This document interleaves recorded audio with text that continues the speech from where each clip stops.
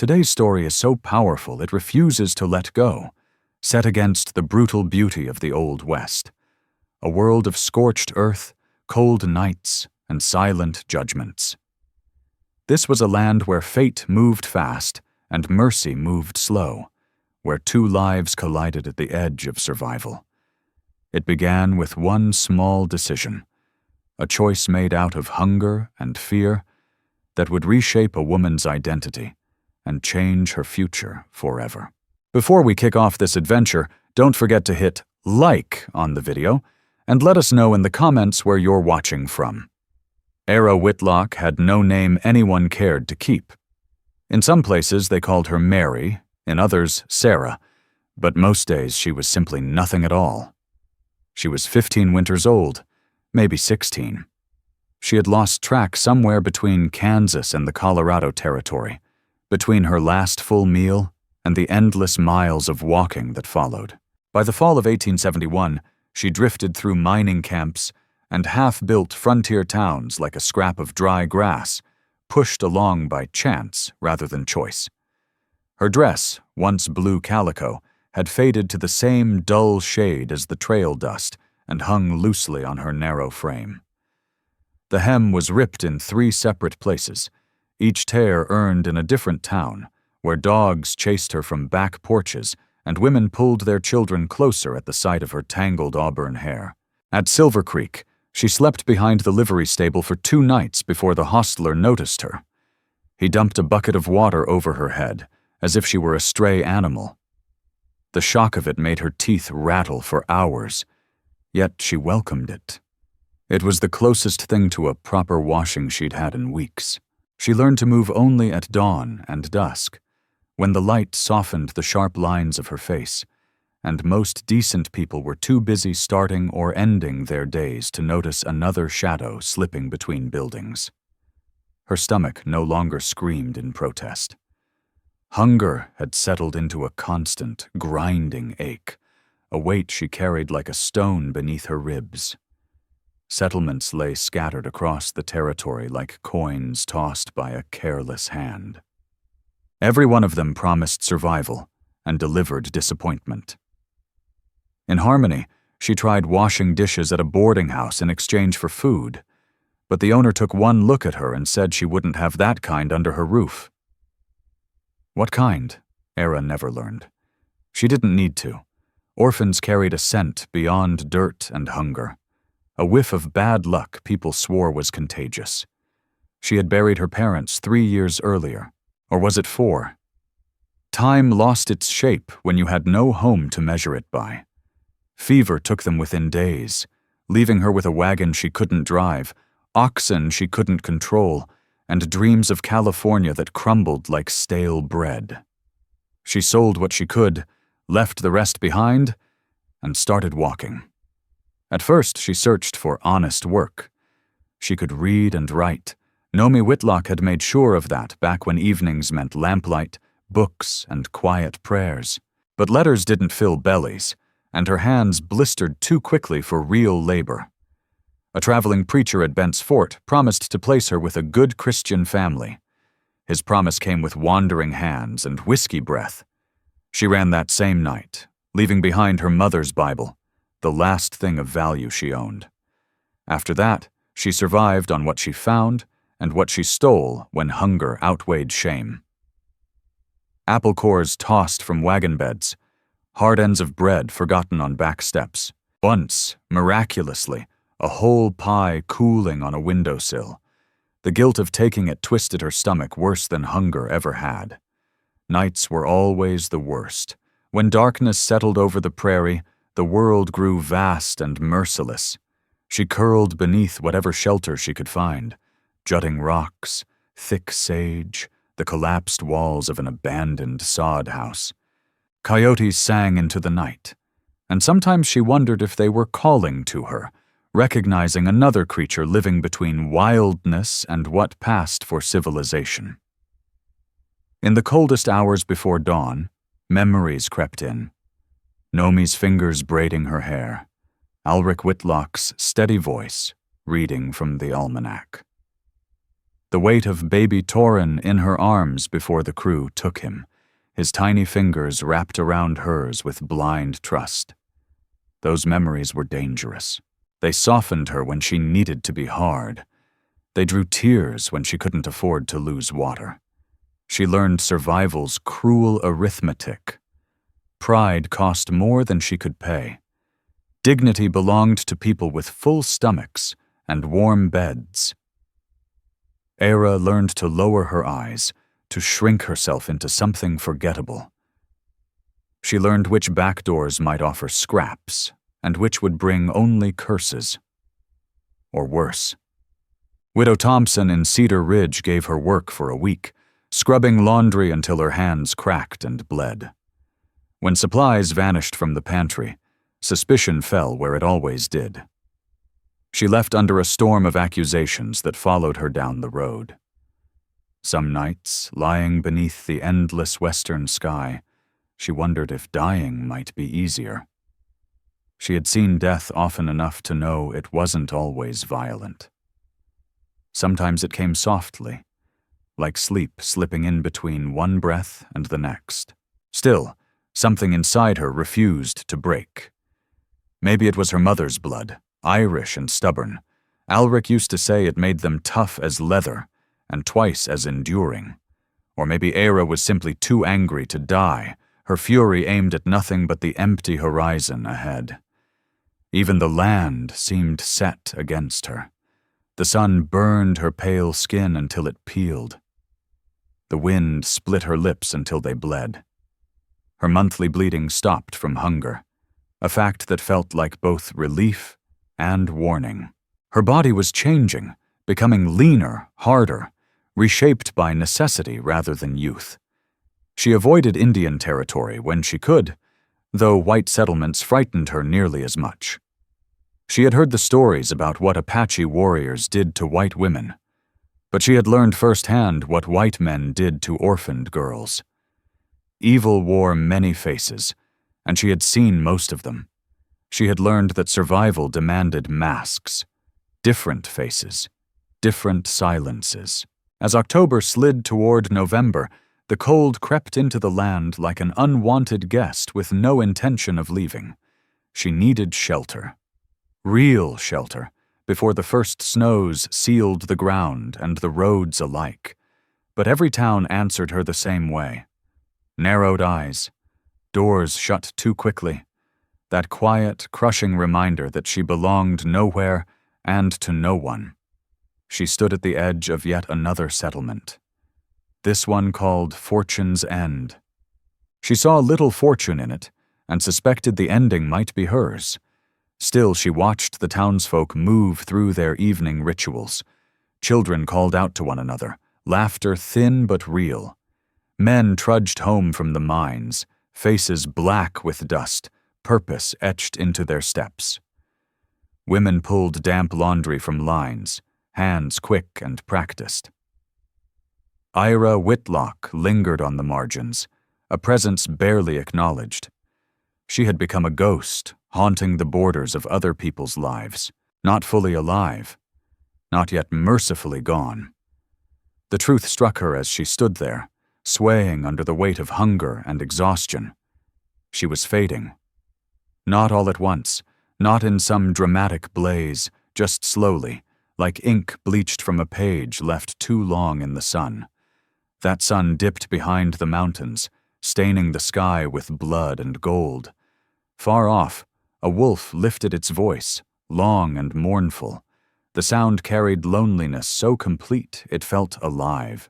She listened until it died away, then turned from Fortune's End without stepping inside.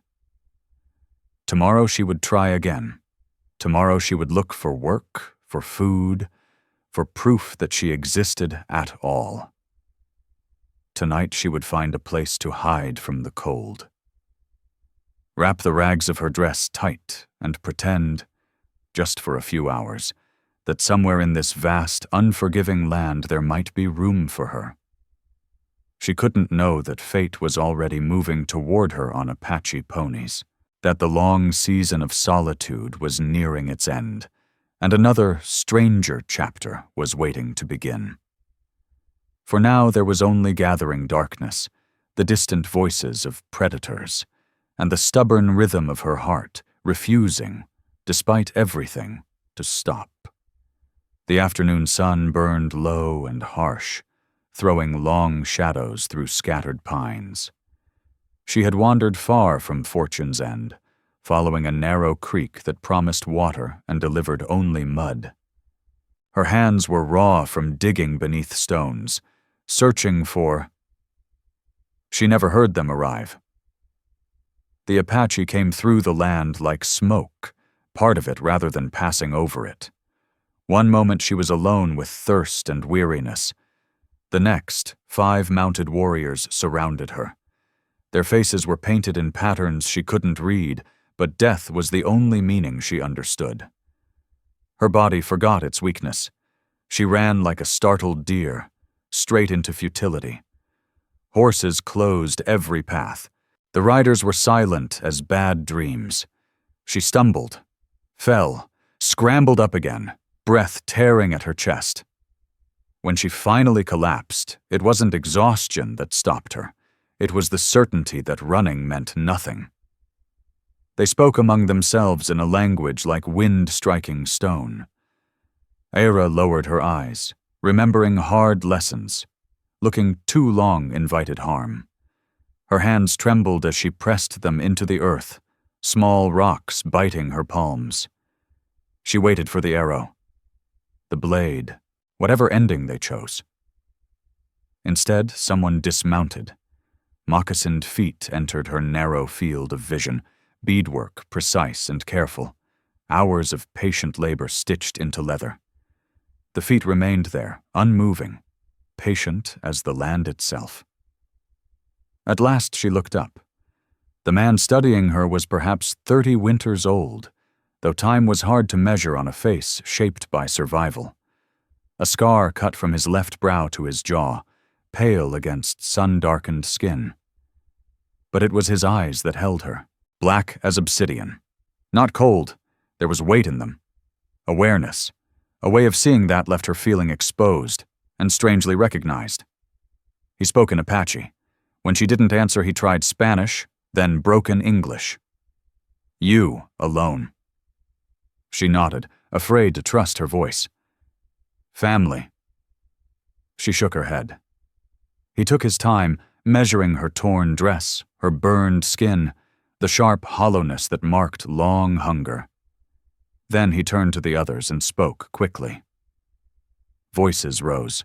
An argument flared. And Era Whitlock knelt in the dirt, waiting to learn whether this moment would be her end or the beginning of something she could not yet imagine. She didn't need to understand the words to grasp the meaning behind them. 2 of the warriors cut sharp gestures in her direction, quick and dismissive. Danger. Trouble. Leave her where she fell. But the man with the scar spoke again, his voice steady and deliberate, the tone of someone accustomed to command rather than debate. The others answered him at once, their words overlapping, heated. Yet, little by little, their resistance dulled. Whatever authority he carried outweighed their objections. At last, he turned back to her and spoke a single word in broken English. Stand. She tried. Her body failed her halfway up. Her legs cramped violently, starved muscles screaming after days of hunger and the panic of flight. She braced herself for ridicule. None came. The warrior simply waited, unmoving, giving her the space to gather what strength remained. She tried again. This time she made it upright, though she swayed like a sapling in wind. He pointed toward his horse. It was smaller than the cavalry mounts she'd seen near forts, but its dark eyes were alert, almost watchful. When she hesitated, he didn't repeat the command. He didn't threaten or hurry her. He waited. That was when she understood. This was not force. It was choice, perhaps the last real one she would ever be offered. She could refuse and be left here, to fade slowly into dirt and bone. or she could climb onto that horse and follow men who had every reason to despise her kind. The other warriors watched in silence, painted faces unreadable. The sun continued sinking, washing the land in deep reds that looked too much like blood. Somewhere far off, a hawk screamed, sharp, final. Era Whitlock stepped forward, one step, then another. The warrior shifted aside, neither helping nor stopping her. With shaking hands, she caught the horse's mane and tried to pull herself up. She slipped. Tried again. Failed. On the third attempt, as her strength finally gave out, hands closed gently at her waist, lifting her with surprising care onto the horse's back. In the same fluid motion, the warrior mounted behind her. His chest was solid against her spine. His arms reached past her to gather the reins. He smelled of sage smoke, worn leather, and something wild that wasn't unpleasant. She had been close to men before, always with fear tight in her chest. This was different. There was no hunger in his nearness, no threat, only necessity, shared movement. They rode as the sun bled out of the sky. The other warriors flanked them, alert but no longer openly hostile. Through her exhaustion, she noticed how they moved together, reading the land, as if it spoke to them in stone and shadow. They traveled northwest, away from settlements, toward mountains turning blue in the dying light. When full darkness neared, they stopped. To her eyes, it looked like nowhere at all. But the warriors clearly knew better. A small spring bubbled quietly between rocks, hidden beneath an overhang that shielded them from sight. They dismounted with practiced ease. She slid down more than she stepped, her legs barely holding her. The scarred warrior pointed near the spring. "Sit." She did. Camp came together without ceremony. No fire, just dried meat and cold spring water. One of the warriors tossed her a strip of jerky. It was tough, heavy with smoke and salt, but the first bite flooded her mouth with saliva. She forced herself to chew slowly, remembering too well what happened when hunger was answered too quickly. The scarred warrior watched her as she ate. When she finished, he handed her another strip, and a small handful of pine nuts. The others observed this exchange, their expressions ranging from open displeasure to cautious curiosity. One warrior, younger than the rest, with sharp geometric paint along his cheeks, spoke. A question, she guessed. The scarred man answered calmly, then tapped his own chest. "Draven." The name settled into the air. It took her a moment to realize he meant himself. Draven. He then pointed to her, brows lifting in question. "Era," she said softly. "Era Whitlock." The name felt thin in her mouth. Fragile. She had worn other names before. Borrowed ones, discarded ones, but this one, at least, had once been real. Names were only sounds people used to point at one particular hardship instead of another. "Era," he repeated, testing it. The word shifted in his mouth, softer, rounder.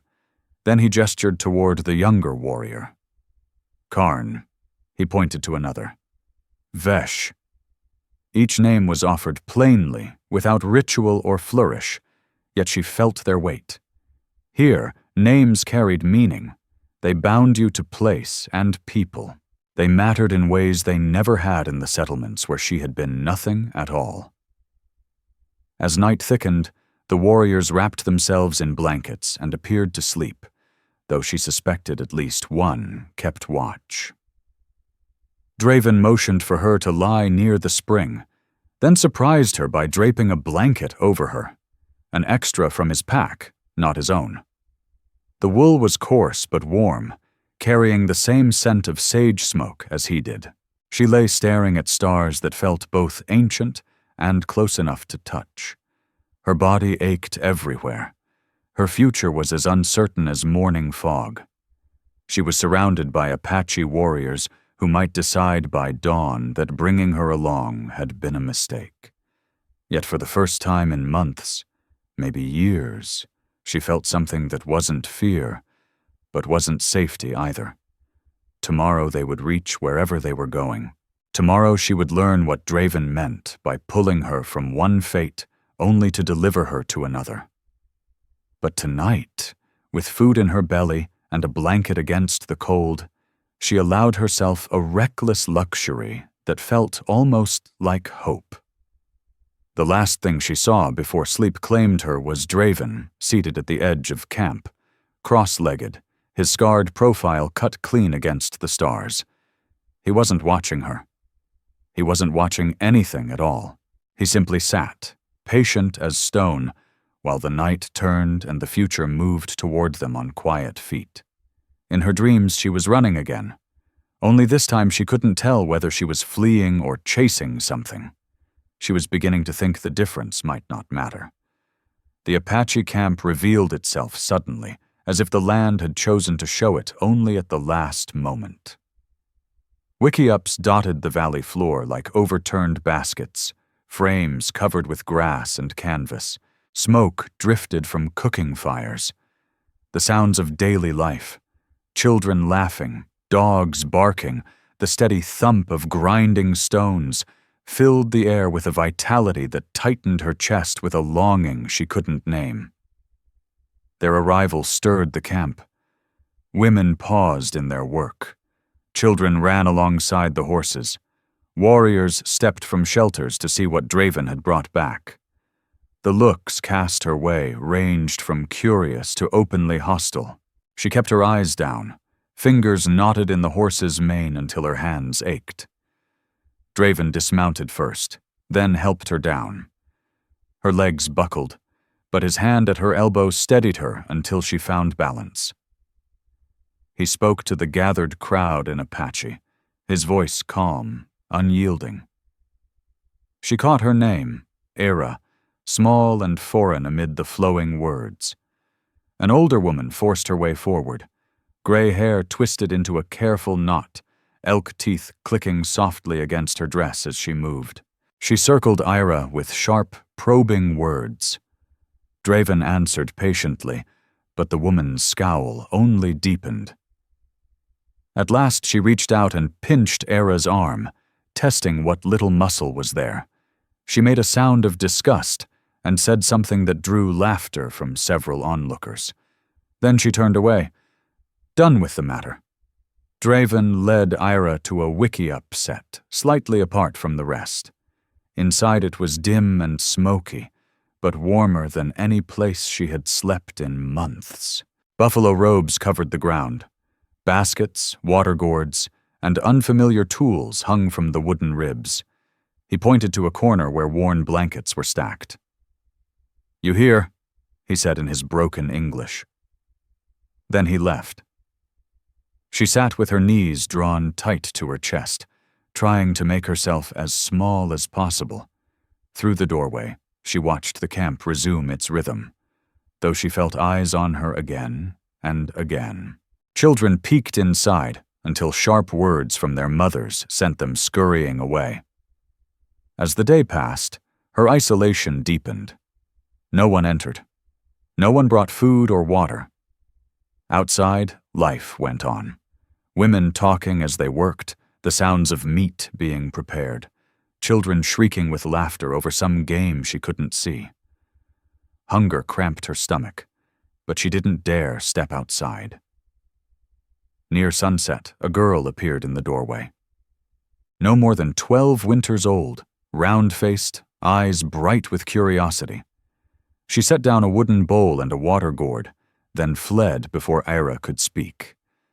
The bowl held a thin stew, meat and wild onions. Ira ate slowly, savoring every bite, knowing she had no idea when the next meal might come.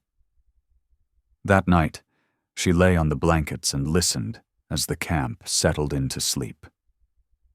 Somewhere nearby, a baby cried and was quickly hushed. The sound lingered with her as darkness closed in. Dogs barked at something moving in the dark. Familiar sounds of any human settlement, yet strange and unsettling in this place. The following days blurred into one another, marked by confusion and a hunger that crept back in waves. The girl, she later learned her name was Tika, brought food when she could. Sometimes a full bowl, sometimes only a small handful of dried corn. Era Whitlock tried to thank her with gestures and soft words, but Tika always fled like a startled deer.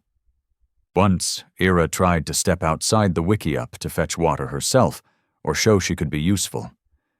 The women nearby stopped her with sharp looks and curt motions. They never touched her. They didn't need to.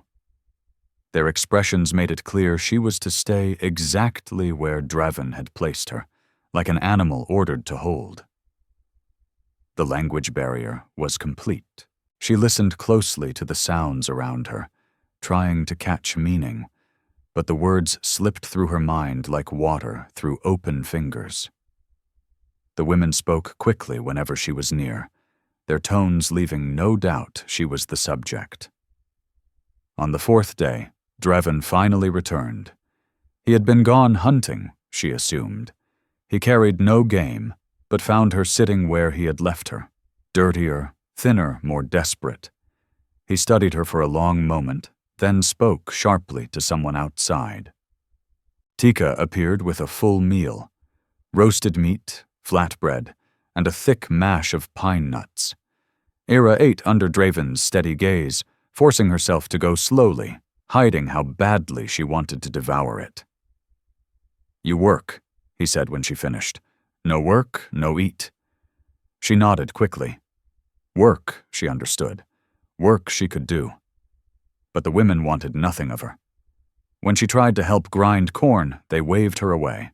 When she followed a group gathering firewood, they quickened their pace until she was left behind. Every task she approached ended the same way, sometimes with quiet refusal, sometimes with open irritation. She retreated to the wickiup, frustration burning behind her eyes. She refused to cry. That evening, Draven returned, took in the situation with a single glance, and made a low sound of displeasure. He spoke at length with an older woman who clearly held authority. Their exchange grew heated, hands cutting the air, gestures pointing toward Era. At last, the woman threw up her hands and walked away. Draven entered the wickiup and sat across from her. In the dim light, his scarred face revealed little. "Tomorrow you learn," he said. "Learn Apache way. Learn. Or—" He didn't finish. He didn't need to. "I'll learn," Era whispered. He nodded once and left. Not long after, Tika returned, not just with food, but with a comb made from porcupine quills, a cake of soap smelling of yucca root, and a soft deerskin dress. She set the items down carefully, then surprised Era by staying. "Draven says I teach," Tika said in careful English. "You listen, you learn."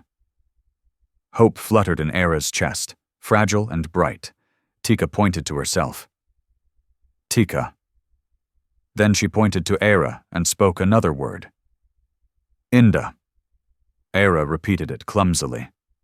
Tika shook her head, then slowly said the word again, showing how her tongue moved where the sound formed. Era tried again, and again. Finally Tika nodded, satisfied. They continued until full dark fell. Simple words: water, fire, eat. Each one was a small victory, a narrow bridge over the gap between them. When Tika left, Era lay awake, repeating the sounds in her mind until sleep claimed her. The next morning she washed at the stream with the yucca soap, aware of several women watching closely, waiting for her to fail. She changed into the deerskin dress. It felt strange, but it was warmer and kinder than her torn calico.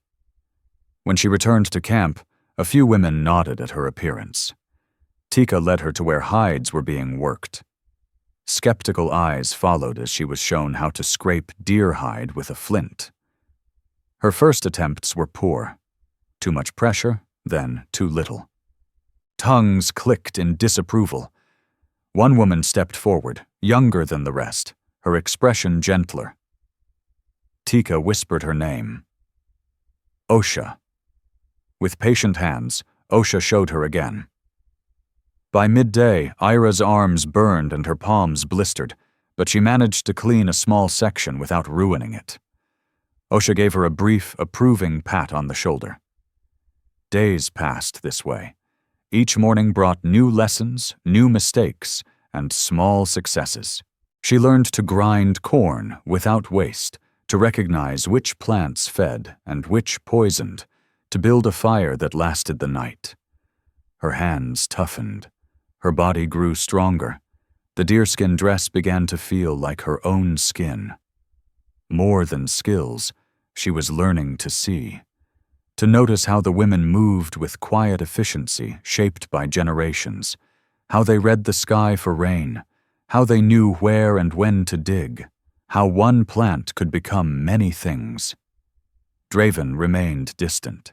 He watched her progress without comment. Sometimes she felt his gaze from across the camp, dark and unreadable as deep water, and she worked on. He never smiled, yet at times Ira Whitlock sensed approval in the way his shoulders settled when she finally mastered a task. The sharp edge of hostility from the other women slowly dulled, replaced by a wary tolerance. She was still white, still an outsider, but she was trying. That effort mattered. One evening, as she helped Osha stir a stew of rabbit and wild potatoes, the older woman spoke to her in slow, deliberate Apache. Era caught only pieces of the words, but the meaning was clear. Tomorrow there would be a gathering, a celebration. Era was expected to help prepare. That night, lying on the blankets that now felt almost familiar, she realized with a jolt that she had stopped counting the days since her arrival. The life before, the endless walking, the hunger, the hollow loneliness, felt distant, as if it had belonged to someone else entirely. She was still an orphan, still a stranger on unfamiliar ground. But now she had a place to sleep, food to eat, and work that filled her hours. It was not home. She no longer knew if such a thing existed, but it was something. Outside, the camp stirred with preparation for the next day. Women sang as they worked, their voices weaving together in harmonies that tightened her chest. She did not know the words, but she hummed softly, letting her small voice join theirs. Tomorrow would bring new demands, new lessons. Tonight, she was Era Whitlock, learning how to stand in this world, and for once, that felt like enough. The full moon rose clear and bright, hanging like a silver coin in the sky. The celebration had ended hours earlier, leaving behind the scent of roasted venison and pine smoke. Era sat outside the wickiup, restless, watching the camp settle into silence. She heard him before she saw him. Draven approached without haste, his steps deliberate, giving her time to know he was coming. He stopped a short distance away, his face half lost in shadow, half lit by moonlight. For a long moment, neither spoke. "Walk," he said at last, motioning towards the edge of camp. She rose at once. 3 months among the Apache had taught her that when Draven spoke, it carried weight. They walked past the last wickiups, past dogs that lifted their heads but did not bark, recognizing his scent. He led her to a flat rock overlooking the valley, the land stretched out below them like something vast and sleeping. He sat. She settled nearby, careful to leave space between them. The night air cut cold, and she pulled her blanket tighter around her shoulders. Somewhere unseen, an owl called, its voice lonely and sharp. "You learn good," Draven said after a time. "Apache way hard. You not give up." She nodded. No answer seemed required. These months had been the hardest of her life, yet also the most solid. Each day had meaning beyond survival. "I need woman," he continued, choosing his words with care. "Woman for my house, woman for my children. My first woman died 2 winters ago." His voice did not waver. "Sickness took her, took our son, Keel." Ira's breath caught. She had known he was alone, had wondered why a man of his standing had no wife. Now she understood the heaviness she sometimes saw in his eyes. "Apache women strong," he went on, "but I choose different." He turned and looked at her fully. "I choose you." The words hung between them, heavy as stars. Her thoughts raced, struggling to keep pace with what he was offering. She had learned enough to understand that among the Apache, marriage was not only about feeling, it was duty, work, future. "You take my name," he said. "Bear my children. Your sons be Apache warriors. Your daughters be Apache women. No more alone." Her voice, when it came, was barely more than breath. "Why me?" He was silent so long she thought he would not answer. Then his voice changed, deepened. "I see you by Dry Creek. You ready to die but still fight. Like wounded wolf, hurt, not broken. Strong spirit. Strong children come from that."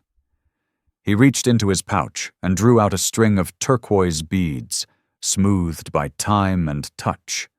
In the moonlight, they glowed softly. "My grandmother's," he said. "Her grandmother before her. Worth many horses." He held them out. "You take, you be Apache. You be mine. You refuse." He shrugged. "I take you back to White Towns. No shame."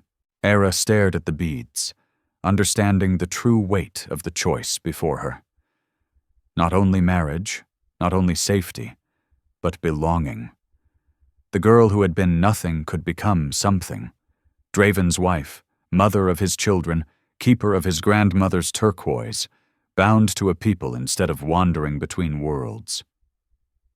The night waited for her answer, but what would it cost her? Era thought of Alric Whitlock and Nomi Whitlock, of their hopes for California, of honest Christian lives carved out of fertile land. What would they think if they saw her now, wrapped in deerskin, speaking Apache words, weighing marriage to a man they would have feared and condemned? "I'm afraid," she admitted quietly. "Good," Draven said. "Fear makes you careful. Careful keeps you alive." He studied the valley below before continuing. "Others barely accept you now. As my wife, they accept you. Or answer to me." His voice carried the same calm authority she had witnessed again and again. He was not a chief, but his word mattered. When he spoke, people listened. "I don't know your ways," she said. "Marriage, being a wife." "You learn," he replied. "Same way you learn everything." She watched his profile in the moonlight. The strong jaw, the scar that told of battles survived, the steady eyes that had seen worth in her when she could not see it herself. He was not gentle, but he was just. She had seen him protect the weak, settle disputes fairly, stand like a wall for those under his care. "What if I can't give you children?" The question spilled out before she could stop it. It was a fear born of hunger and loss, of months when her body had nearly failed her. Her bleeding had returned with proper food, but damage lingered in her thoughts. "Then we grow old with empty arms," he said simply. "Skyfather decides, not us." An owl cried nearby. Ira tightened the blanket around her shoulders. Her thoughts drifted to the settlements, to shut doors, suspicious eyes, nights spent running from dogs and men alike. That life still waited for her if she refused. Draven would keep his word. He would ride her back, leave her at the edge of some town, and disappear. But here she had learned to soften hides, find water in dry ground, read storms in the clouds. She had laughed with Tika, shared quiet work beside Osha, felt the edge of belonging even if she still stood just outside the circle. "Would I still be Era?" she asked. "You be who you choose," he answered. "Apache names are earned. Maybe you earn a new one. Maybe you keep the old. Your choice." When had anyone last given her choices that mattered? She looked at the turquoise beads again, seeing not stone but generations. Women who had loved, lost, born children, buried them, and endured the turning of seasons. Could she step into that line? "I need time," she said. He nodded and rose. "White world throws you away like a broken pot. Apache world is harder, but we do not measure strength lightly. You have it. I see it. Others see it too." He left her with the beads resting in her lap, and the night stretching wide around her. She remained there until the cold forced her back to the wiki-up. Sleep did not come easily. The turquoise wound around her fingers like a question without an answer. The days that followed felt suspended, as if the camp itself were holding its breath. Word had spread, as it always did. Women watched her differently now, some with curiosity, some with resentment, a few, like Osha, with something close to encouragement. She worked as before, but her thoughts wandered. While grinding corn, she remembered Draven's scarred hands lifting her onto his horse. While gathering wood, she recalled his patience as the camp slowly accepted her presence. She imagined children growing in this harsh land, calling it home. On the second night, Tika came to sit beside her. "You afraid?" the girl asked softly. "Yes." Tika nodded. "Good. Draven good man. Hard man. But good. He keep you safe, teach sons strong, teach daughters proud." "Could I be a proper Apache wife?" Era asked. Tika tilted her head. "You learn words, learn work, learn ways." She touched her chest. "But in here, you still you. Question is, can you be both?" It struck Era then, not whether she could become Apache, but whether she could honor who she had been while embracing who she might become. That night, she dreamed of her mother. Nomi said nothing, only smiled and handed her a bundle. When Era woke, she could not remember what it held, only the feeling it left behind. Not blessing exactly, but release. The third day dawned clear and cold. Era moved through her morning tasks with steady hands. Near midday, she saw Draven watching from across the camp. He did not approach. He did not press. He waited. As shadows lengthened, she walked to where he sat, shaping a new bow. She held out the turquoise beads. For a heartbeat, his face went utterly still.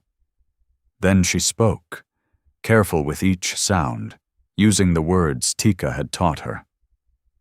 "Shinali Nili," she said, "I am your wife." Something shifted in his eyes. Surprise, perhaps, or approval that she had chosen his language, his way, to give her answer.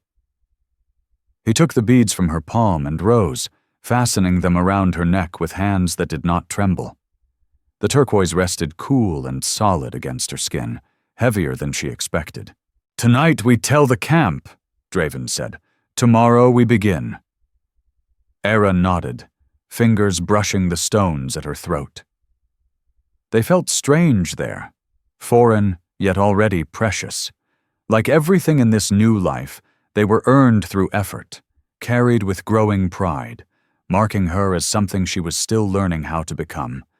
The announcement of their union stirred the camp. Some women embraced her openly, warmth genuine in their eyes.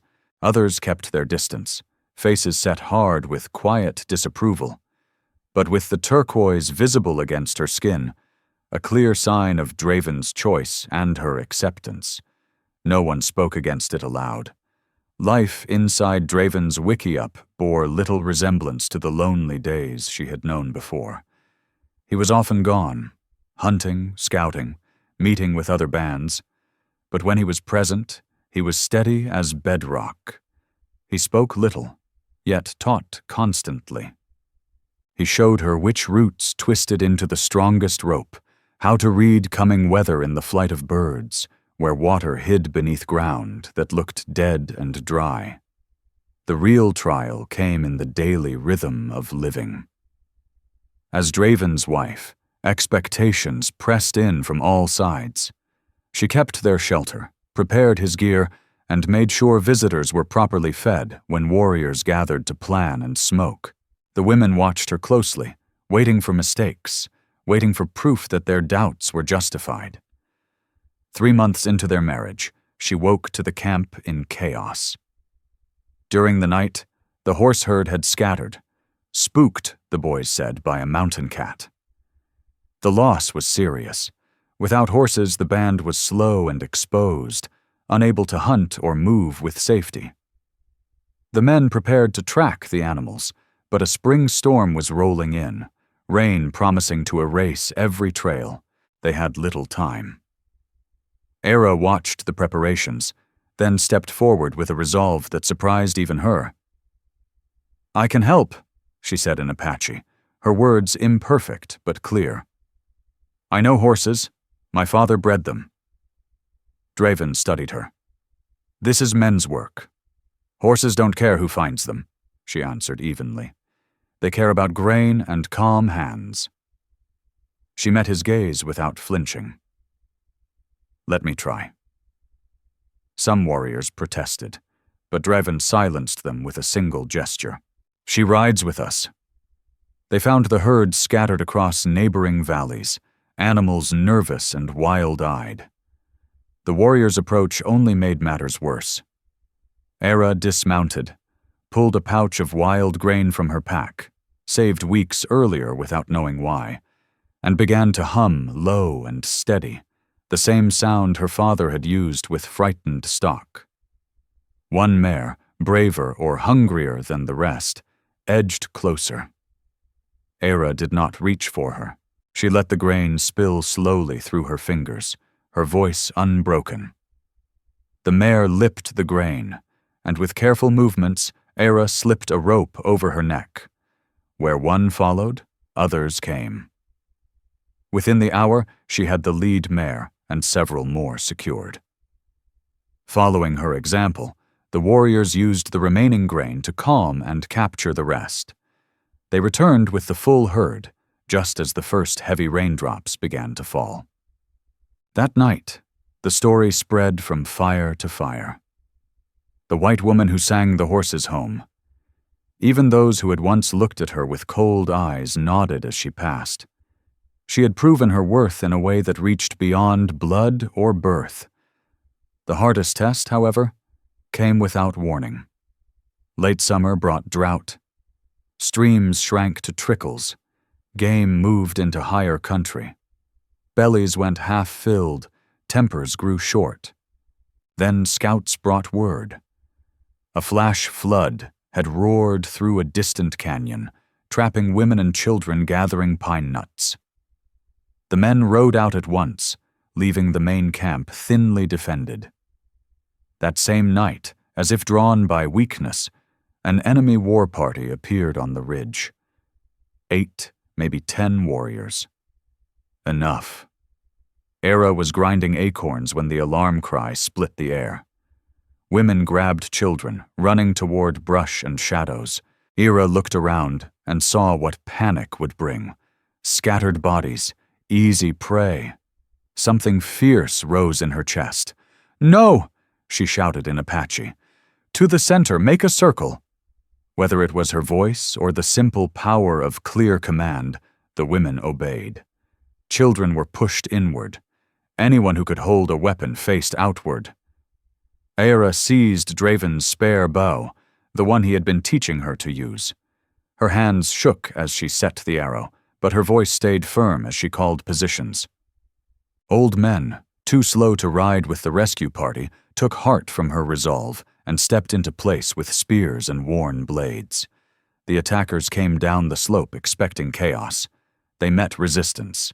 Arrows flew from the circle, most missing, but enough striking true to slow the charge. Era's arrow caught one warrior in the shoulder, spinning him sideways. An old grandmother's spear buried itself in another man's thigh. The clash was short, sharp, and brutal. Then the attackers broke and fled into the dark. 2 of the attackers went down, others were wounded, and faced with resistance they had not expected. The rest broke away, dragging their injured with them and leaving behind only blood-darkened dirt and a few scattered arrows. When Draven and the rescue party returned near dawn, successful in bringing the trapped women and children home, they found the camp still locked in a defensive ring. The enemy had been driven off.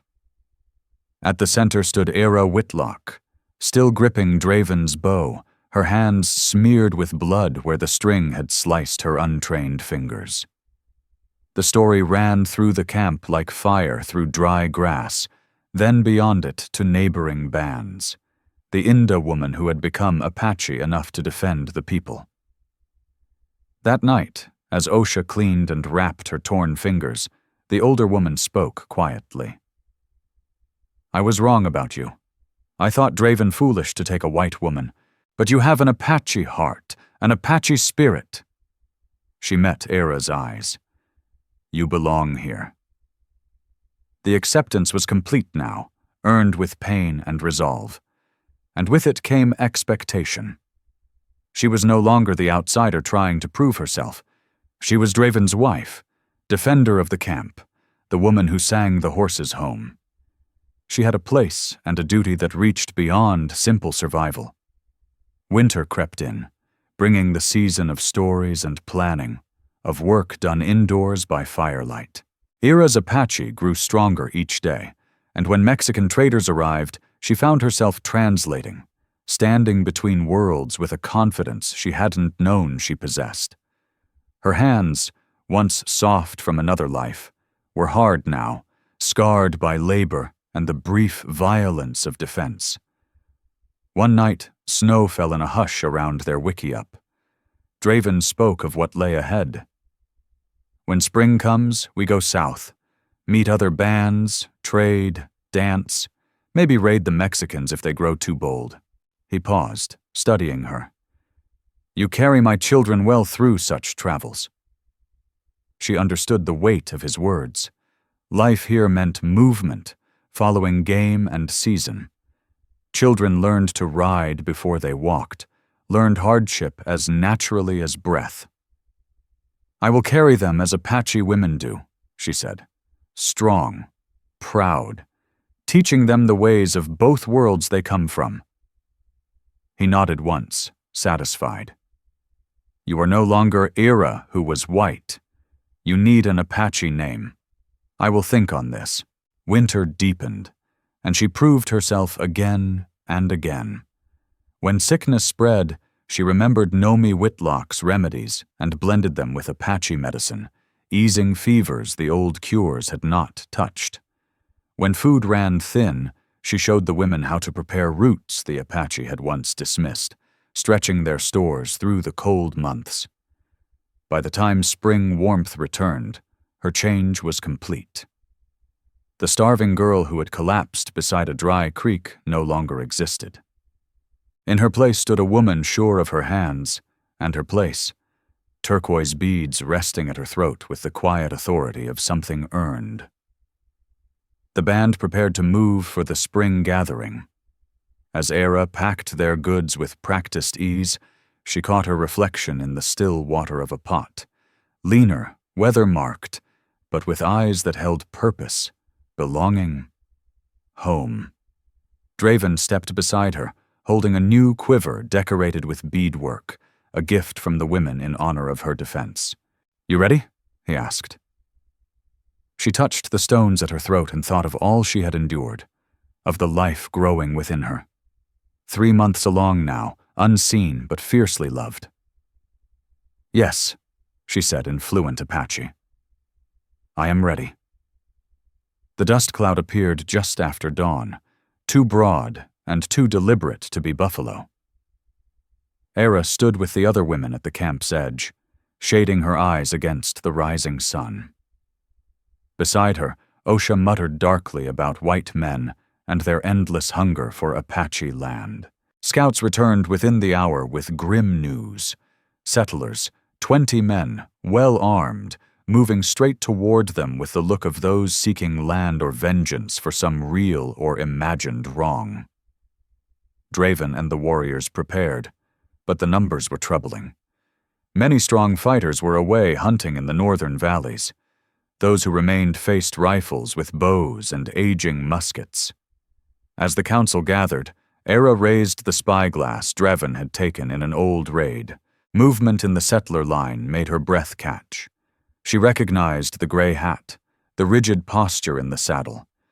Bram Colwick, her father's former partner from the failed California venture, the man who had tried to claim her as his ward after Alric Whitlock and Nomi died, whose intentions had sent her running into the wild in the first place. "I know their leader," she said softly to Draven. "From before." His eyes sharpened. "This helps us." "Maybe," she said, thoughts racing. "He knows me. Knows I'm white. If he sees me here—" The settlers halted just beyond rifle range. Colwick rode forward with 2 others beneath a white flag, his English carrying with the authority of a man used to obedience. "We know you're holding white captives. Release them and we leave in peace. Keep them, and we'll take them by force." The camp's attention turned to Era. Some newcomers watched with open calculation. Would the Inda woman betray them? Would she run back to her own kind? She thought of Tika, hidden with the children, of Osha, who had become a mother to her, of the life stirring inside her, Draven's child, an Apache child. "Let me go to them," she said quietly. The argument flared instantly, sharp and heated, Draven's voice the strongest among them. But Era Whitlock stood her ground. She wasn't going to run back to the settlers. She was going to make them leave. "They think I'm a captive," she said firmly. "Let me show them I'm not." The debate was brief and intense. At last, Draven took her shoulders in both hands, searching her face. "You sure?" "I'm sure." Minutes later, she crossed the open ground between camp and settlers, feeling the weight of every watching eye. She had changed out of her Apache dress into the one piece of white clothing she'd kept. A simple gray dress, faded but unmistakably settler-made. Her hair hung loose around her shoulders instead of braided. The turquoise beads stayed hidden beneath the high collar. Bram Colwick's face shifted as she approached. Shock, relief, then calculation. "Era," he said, voice thick with false gratitude. "Thank God. We heard rumors of a white woman among these savages. I've come to take you home." "I am home, Mr. Colwick." His smile faltered. "You're confused. These heathens have twisted your mind. We'll fix that. Come now. The men will cover your retreat." "I'm not retreating." She kept her voice calm, aware of the rifles trained on the camp behind her and of her family waiting there. "I'm here by choice. So are the other women you think are captives." "Impossible." His expression hardened. "No Christian woman would choose to live among animals like these. They forced you, threatened you." "They saved me." The words came out harder than she meant. "When my own people let me starve. When men like you saw me as property to be claimed instead of a person to be helped." She saw recognition flash in his eyes, memory of the pressure, the ownership he'd tried to assert. His face reddened with anger and shame. "You've gone native," he snapped. "Forgotten God and decency. But you're still white, still under the protection of proper society, whether you want it or not. Then let proper society protect me by leaving me where I choose to be." One of the men shifted. Rudd Fenner spoke up.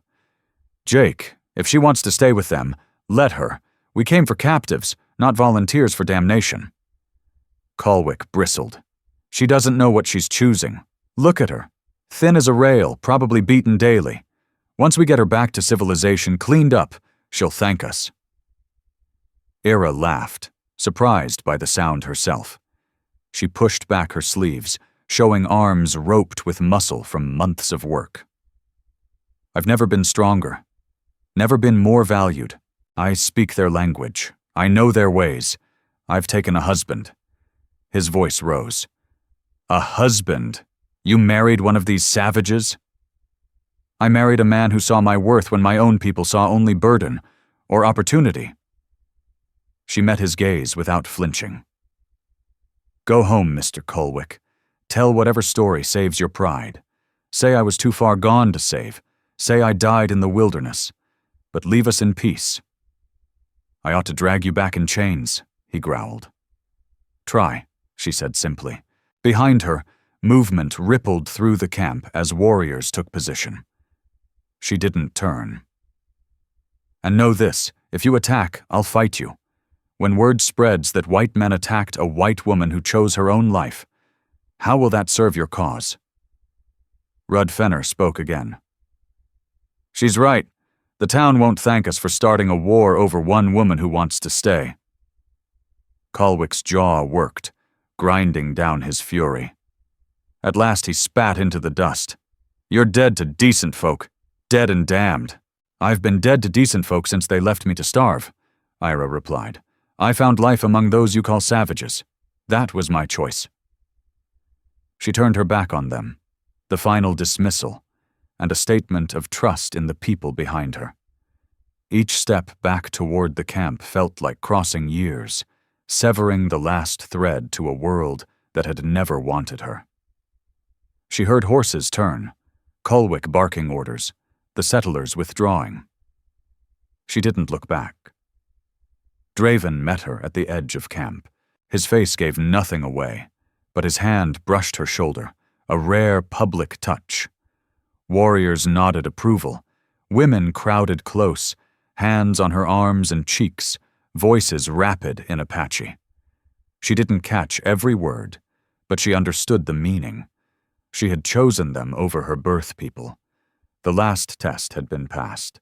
That night, as the camp celebrated their bloodless victory, Ira Whitlock sat with Osha and the other women, her hands moving by habit as she wove a basket, steady, sure, and finally at home.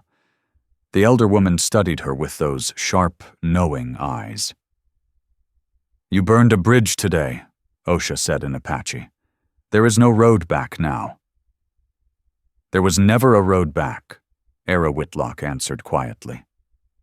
"That bridge turned to ash the day my parents died. Today I only admitted it." Osha inclined her head. "Good. Then stop glancing behind you at paths you'll never walk. Look ahead instead. What do you see?" Ira rested a hand on her belly. Still flat, but full of promise. Children who know both worlds and belong to neither fracture. They'll be Apache because that's all they'll need to be. And when traders or soldiers remind them their mother was white, I'll tell them blood weighs less than choice. I chose their father. I chose these people. I chose this life, and they'll have the same right, to choose who they are. Later, in their wiki-up, Draven spoke into the dark. "You could have gone, started again in their world, easier life." "Easier isn't better," Era said, finding his hand. "And that world was never mine." He was silent a long while. Then, "The council meets tomorrow. It's time you're given an Apache name. You've earned it more than once." She smiled into the night, thinking of Bram Colwick's last words, dead to decent folk. Let them keep their towns and churches and locked doors. She had sky and mountains, and people who judged by deeds, not birth. "What will they call me?" she asked. "That's for the council," Draven said, "but in my heart I know the name." "What is it?" "Crosswind, she who stands between worlds and belongs with us." Outside, night birds called and camp dogs barked at shadows. Inside, Era, soon to be Crosswind, rested her palm over her belly and felt the future stir, Apache and white and wholly its own, just as she had become. The council's decision came with the first frost. She would be called Crosswind. The ceremony was simple, as Apache ways were, but its weight settled into her bones like winter cold. When the elders spoke her new name, the girl she had been slipped away like shed skin. Spring arrived with her belly round as a melon. She moved carefully, but she remained strong. Draven watched her with pride, braided with worry, an expression that might have made her laugh if she weren't so intent on the life turning inside her. Apache women worked until the moment of birth, and she meant to do the same. "Rest," Draven said one morning, finding her at the grinding stone, back aching. "Apache women don't rest," she replied, though she accepted it gratefully when Osha took over. "Apache women also don't need to prove they are Apache," Osha said, sharp as flint. "Sit. I'll tell you about birthing." The lessons were plain, sometimes frightening, always honest. Birth was women's work. Men were barred until the first cry announced life, or silence told another story. Osha taught positions that eased labor, herbs that softened pain, songs that welcomed breath into the world. Her time came during a thunderstorm that shook the mountains. The men left the wickiup, Draven's face set like stone as he obeyed the old law.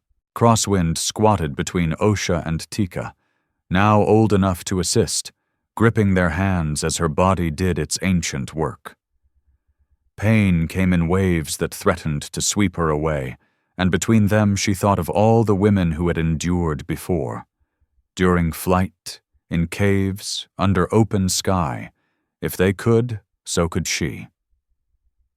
"The baby is coming backward," Osha said softly to Tika, assuming Crosswind was lost to the storm of pain. Fear clenched tighter than any contraction, but Crosswind heard. "Then turn it," she gasped in Apache, startling them. "My mother told me. Her grandmother was a midwife." Through blurred words, she explained what she remembered, techniques from a life long past. Osha listened, nodded. Her hands were gentle and sure as she worked. Outside, rain hammered the wickiup like war drums. Then, between one breath and the next, the child turned. Crosswind felt the sudden rightness, and with a final push that seemed to split her in two, her son slid into the world. His cry was strong, cutting clean through the storm. Osha placed him on Crosswind's chest, wet, perfect, undeniably alive. He had his father's dark hair and something around the eyes that spoke of both worlds. "A warrior," Osha said, "strong like his mother, stubborn like his father." When tradition allowed, Draven entered. His composure broke, and he did not hide it. He knelt beside them, one finger brushing the baby's cheek with a tenderness that seemed impossible for a man known in war. "Our son," Draven said in Apache, his voice low with awe, "born between thunder and lightning." "Hollis," he added after a breath, the simple childhood name, one a boy would outgrow when he earned a warrior's own. They laughed softly at the ordinariness of the name in such an extraordinary hour. Their son would carry two bloodlines into a future neither of them could fully see. The weeks that followed blurred together, learning to nurse with Osha's steady guidance, carrying Hollis in a cradleboard as Crosswind resumed her work, watching Draven's fierce pride when he held his child. The camp marked the birth with quiet celebration, seeing in the boy a fragile hope for survival in a world already shifting beneath their feet. Change came faster than anyone expected. By Hollis's third month, soldiers had raised a fort 2 valleys away. Settlers pressed into hunting grounds that had fed Apache bands for generations. The people moved often, slipping through country they knew better than maps, but the net kept tightening. "We need new ways," Draven said one night, rocking his son while Crosswind mended his war shirt. "The old fights won't hold them back forever." "Then we learn new ones," she replied. "I can help. I know how they think, what they fear." He studied her, thoughtful. "You would teach warriors to think like white men, to fight with more than arrows." It was a radical idea, born of necessity. Crosswind began teaching English to those willing to learn. Soldiers' habits she had overheard in towns, the patterns of settlers, how fear spread faster than bullets. Some resisted. Others listened, understanding that knowing an enemy could be as sharp as any blade. Her second pregnancy came as Hollis took his first unsteady steps. This birth held less fear and more resolve. Another son arrived, auburn hair like hers, shoulders already promising strength. They named him Aaron, one who leads. 2 sons in 2 years, and Crosswind felt the weight of the world settling onto their small chests. The future they would inherit would never be simple. She taught them both languages from their first words, both ways of seeing. They learned to track with Draven and to read with her, to listen to wind and to reckon numbers. The breaking point came when Hollis was 4 and Aaron not much younger. Soldiers attacked a peaceful camp 2 bands away, women and children cut down. Survivors fled to Draven's people with grief sharpened into rage. "We ride," the warriors said. "We pay them back in blood." But Crosswind stood in council, her right earned by years of work and courage, and spoke against it. "You'll give them what they want," she said. "An excuse to kill more. A reason to call us savage." "We are savage," a young warrior spat, "and proud." "Then be savage with wisdom," she answered. "Hit their supplies, not their families. Take horses, weapons, food. Make them fear shadows, not mourn children." The debate burned hot, but Draven stood with her, and his word carried weight. The raids changed. Soldiers found themselves without mounts, without ammunition, without certainty, yet without the bloodshed that would invite annihilation. Through it all, Crosswind raised her sons with deliberate balance. They could skin a rabbit and recite lines of poetry, loose arrows and count sums. Children of 2 worlds, prepared. Her third child came as a surprise, a daughter born in the moon of green leaves. They named her Solène, for the way sunlight caught the smoke hole of the wickiup as she cried, bright and demanding notice. "This one must be strongest of all," Osha said, ancient now but present at every birth. "Beauty in women is power and curse both." Crosswind understood. She had seen how mixed-blood girls were judged, curiosity at best, danger at worst. Solène would learn to defend herself with more than beauty. Seasons turned, children grew. The world shifted like sand beneath a river. Crosswind bore 2 more sons, 4 boys, and 1 fierce girl. Each birth a victory, each a reminder that the world had no easy place for them. "Do you regret it?" Draven asked one night, their children sleeping around them like pups, the youngest at her breast. "Regret what?" "The life you might have had. Easier. Safer." She looked around their wickiup. Dark-haired sons, bright-eyed daughter, a husband whose love had never wavered despite the storms her presence sometimes drew. Beyond the walls, the camp settled into night, voices as familiar as her own heartbeat. "I regret nothing," she said, "except that our children must fight for their place. But they'll be strong enough. We're making sure of that." "The agent wants to count us again," Draven said. "Put us on rolls. Give us white names." They had avoided the reservation system so far, but the walls were closing. Soon they would have to choose, submit to rules not their own, or flee south into Mexico, away from every homeland they knew. Then we prepare them for that too, Crosswind said. Names on paper mean nothing. What matters is who they know themselves to be. Draven drew her close, careful of the nursing child. Crosswind, he said softly, my white woman who became more Apache than those born to it. Your woman, she corrected softly. The mother of your children, keeper of your home, defender of your people. The rest is only noise. Outside the wickiup, a coyote lifted its voice, and one of the camp dogs answered, an endless call and reply between wild and tame, between what had always been and what survival had reshaped. Crosswind closed her eyes and listened, drawing her family close. Tomorrow would demand new strength. Tonight, in this narrow pocket of time, they were whole. The years had etched themselves into everything. The deeper lines at the corners of Draven's eyes, the first threads of silver woven through Crosswind's auburn hair. Their eldest, Hollis, now stood nearly as tall as his father, 15 winters old, and already carrying himself like a warrior who understood both patience and restraint. The wickiup that had once felt foreign was now more home than any clapboard house she had ever known. She sat by the evening fire, while her youngest, Cairn, only 6 winters, played at her feet with wooden horses carved by his grandfather.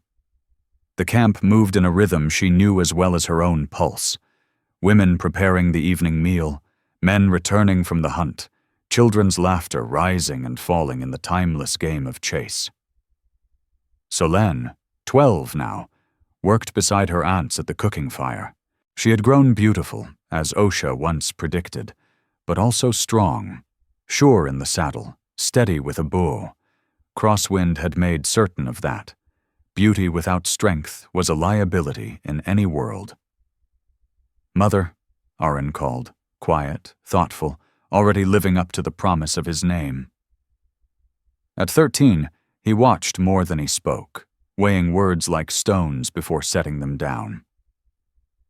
Riders, someone called. Father and Hollis return. Crosswind shaded her eyes against the sinking sun. The hunting party had been gone longer than planned, but the riders approached without urgency. Horses carried heavy loads of game. A good hunt. Draven dismounted with the careful economy of a man shaped by 5 decades of hard living. His eyes, though, were still sharp and warm when they found hers across the camp. Hollis followed, already mirroring his father's quiet authority. The herds move north earlier every year, Draven said later as they shared the evening meal. The land changes. More roads, more towns. The animals know. So do we, Crosswind replied. They had spoken these words before, in different shapes but with the same meaning. The world they had carved out together was shrinking like a puddle under summer sun.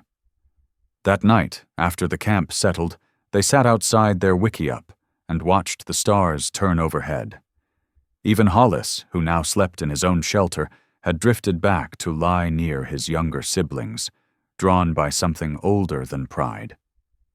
I've been thinking, Draven said at last. Her stomach tightened. The agent's offer again. The young warriors speak of one last fight, he went on, a final stand. They say they would die Apache, taking many enemies with them. He was silent so long she thought he would stop there.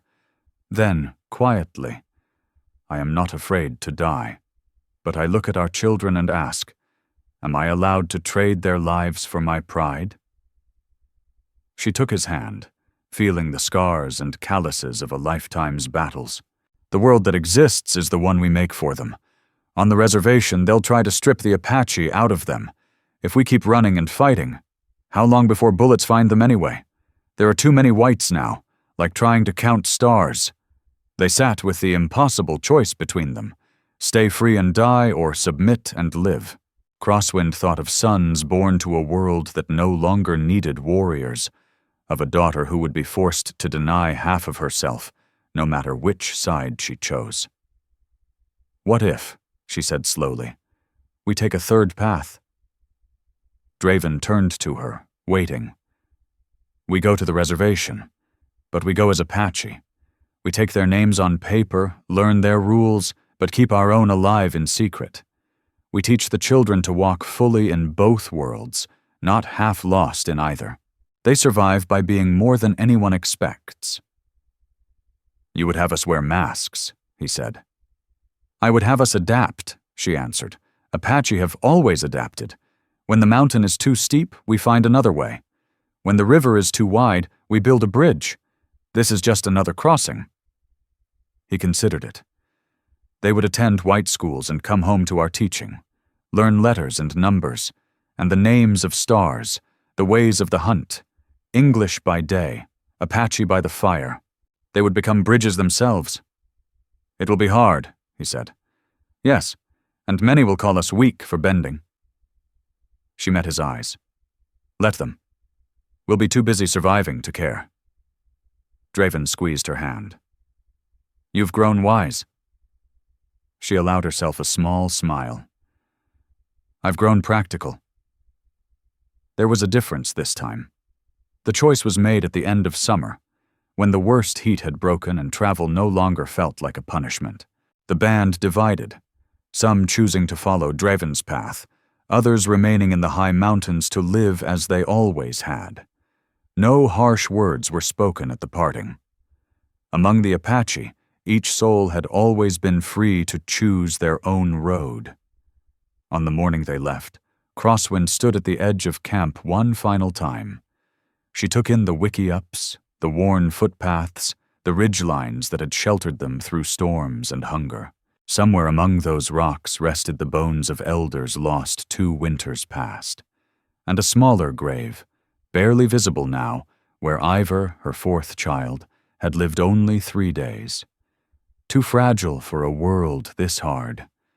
Selene stood beside her, tall and quiet.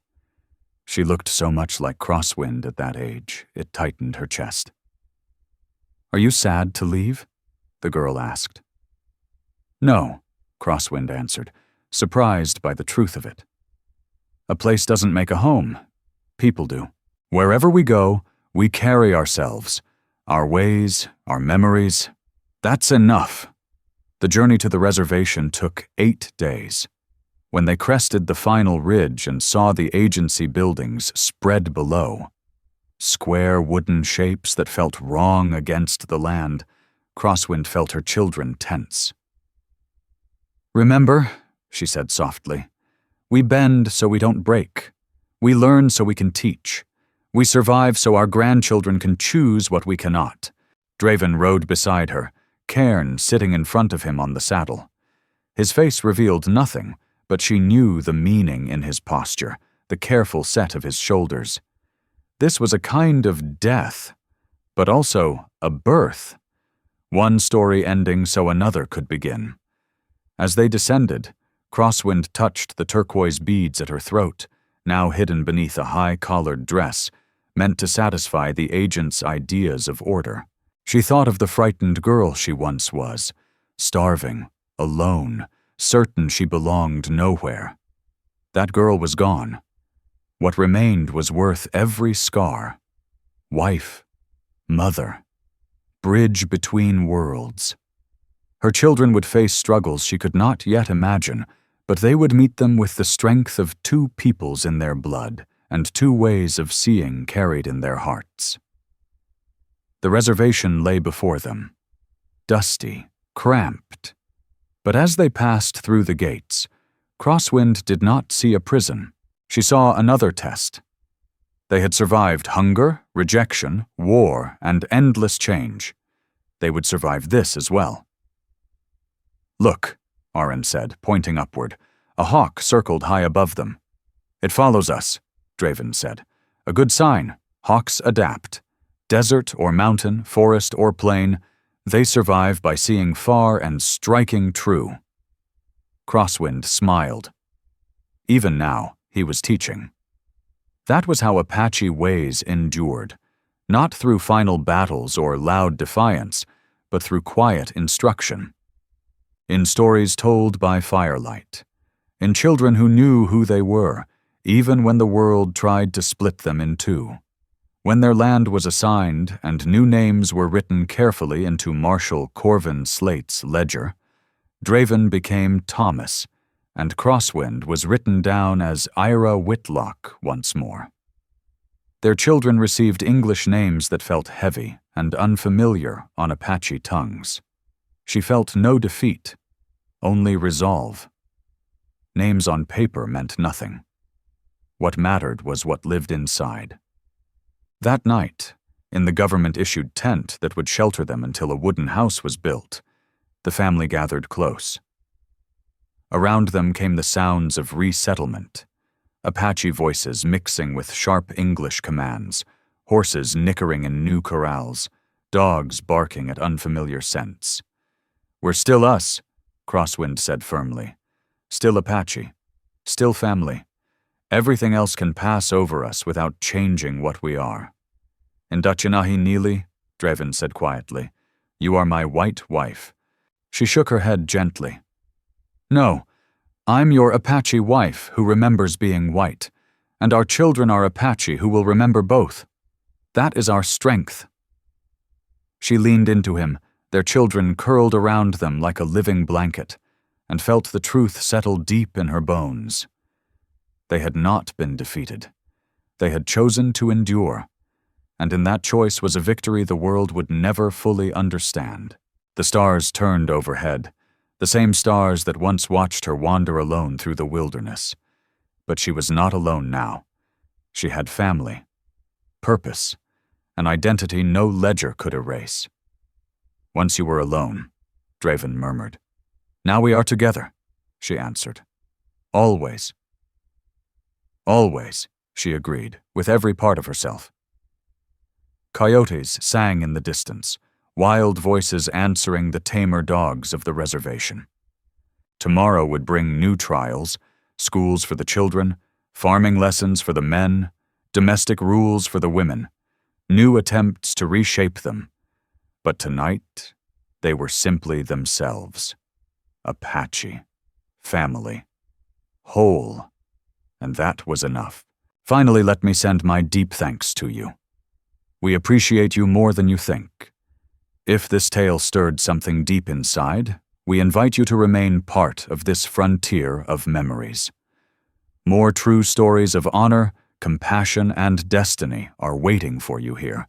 Subscribe, share, comment, and thank you for riding with us today. Aviso legal. Disclaimer. Our content is designed for artistic and entertainment purposes and may reinterpret historical themes using fictional touches. We apply AI tools thoughtfully, only to support production, while keeping human supervision over editing, emotional tone, and narrative coherence. We always comply with regulatory guidelines for AI-based media and avoid deepfake practices or identity manipulation. All supporting components remain legally sourced. Please ask for authorization before sharing or adapting any segment. Your respect makes it possible for us to continue telling meaningful stories.